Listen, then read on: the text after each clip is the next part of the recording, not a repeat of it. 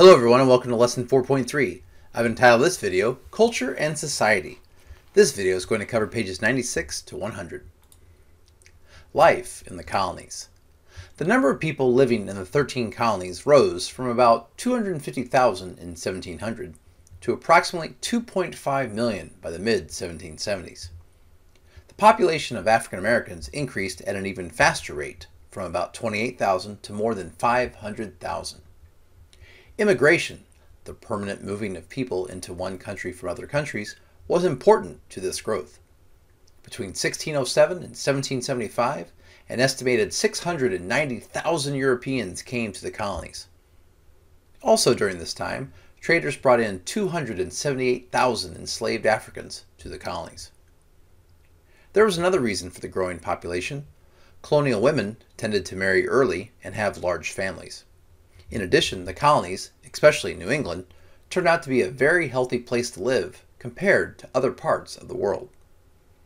Still, compared to today, life was fragile. For example, women often died in childbirth. Outbreaks of serious diseases such as smallpox were common. Many people died in epidemics, outbreaks that affect large numbers of people. In 1721, for example, a smallpox epidemic in the city of Boston killed about 850 people, or 15% of the city's population.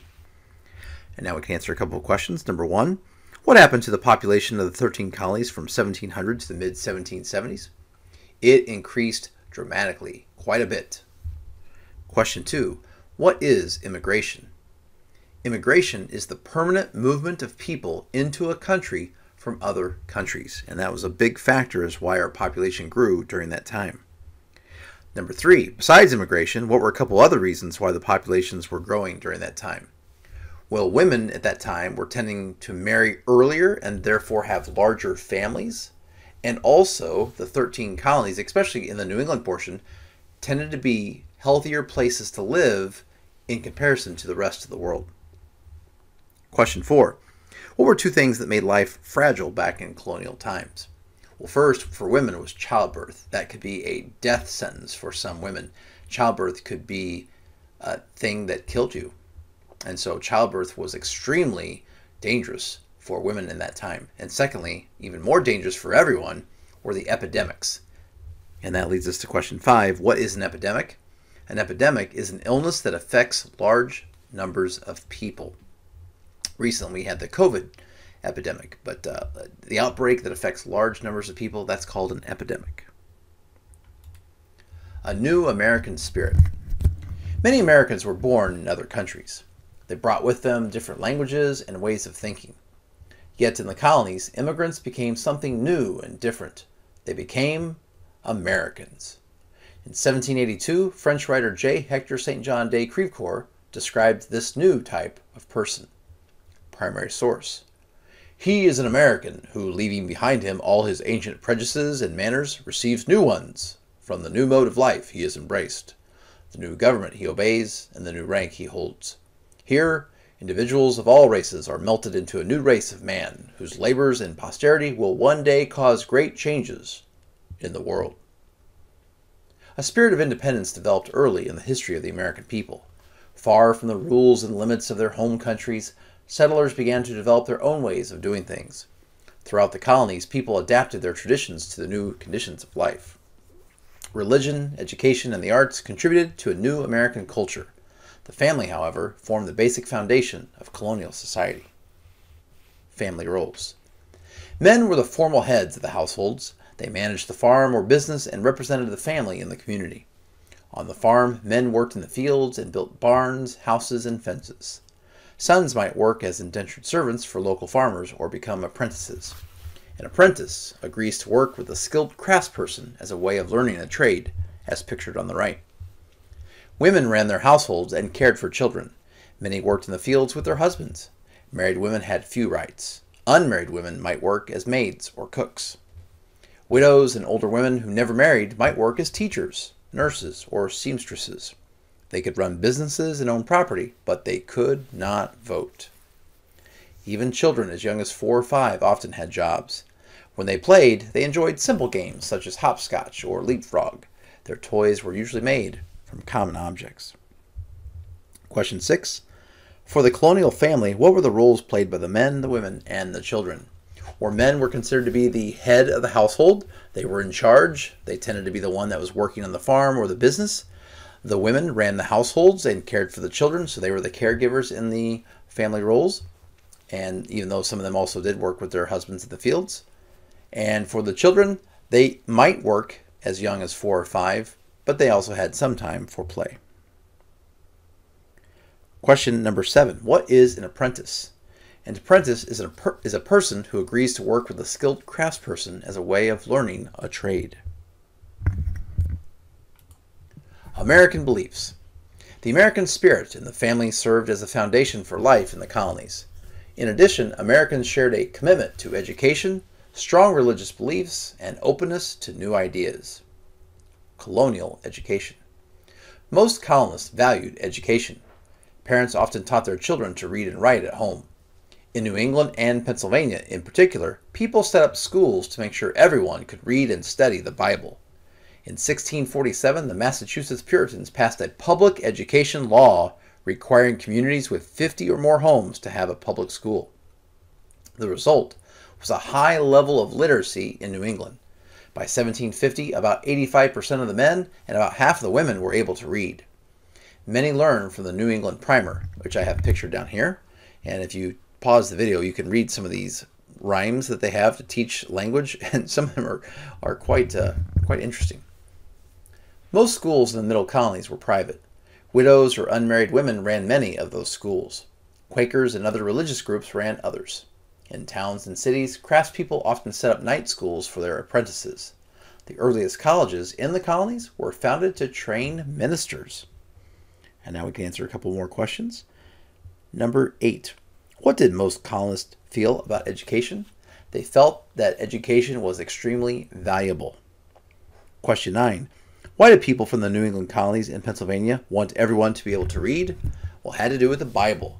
You can't study from the Bible and study God's Word if you can't read. And so they expected people to learn how to read so they could be better religious servants of God. Question 10. What law did Massachusetts pass in 1647? They passed a law that said if your community is big enough to have 50 or more homes, you must have a public school. And right now, you listening to this video are going to a public school.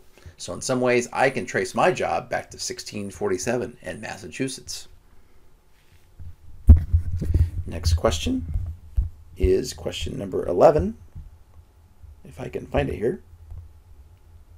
What does the word literacy mean? Literacy means the ability to read and write. Question 12. What were literacy rates in the New England colonies by 1750? Well, they were extremely high. In fact, a vast majority of men could read, 85%, and about half the women could read. So these public schools were really promoting and helping the literacy rates in those parts of the American colonies. The Great Awakening. Religion had a strong influence in colonial life. In the 1730s and 1740s, a religious revival called the Great Awakening swept through the colonies. In New England and the Middle Colonies, ministers called for, quote, a new birth, a return to the strong faith of earlier days. One of these was Jonathan Edwards of Massachusetts, who gave powerful and convincing sermons. George Whitefield, an English preacher who arrived in the colonies in 1739, inspired worshipers in churches and open fields from New England to Georgia. The Great Awakening inspired greater religious freedom. It led to the formation of many new types of churches. The new churches placed an emphasis on having personal faith rather than on church rituals. More colonists began choosing their own faiths, and the strength of established official churches declined. As a Baptist preacher noted soon after the Great Awakening, quote, the common people now claim as good a right to judge and act in matters of religion as civil rulers or the learned clergy. So now we can answer question number 13. What was the Great Awakening in the 1730s and 40s?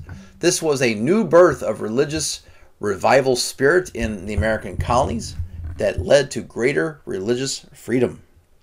And question number 14. What were two big effects of the Great Awakening? Well, number one, it led to many new types of churches. And number two, people started to think, you know what? We don't need all these fancy rituals. We just need to have our strong personal faith. It's on us to make ourselves better people.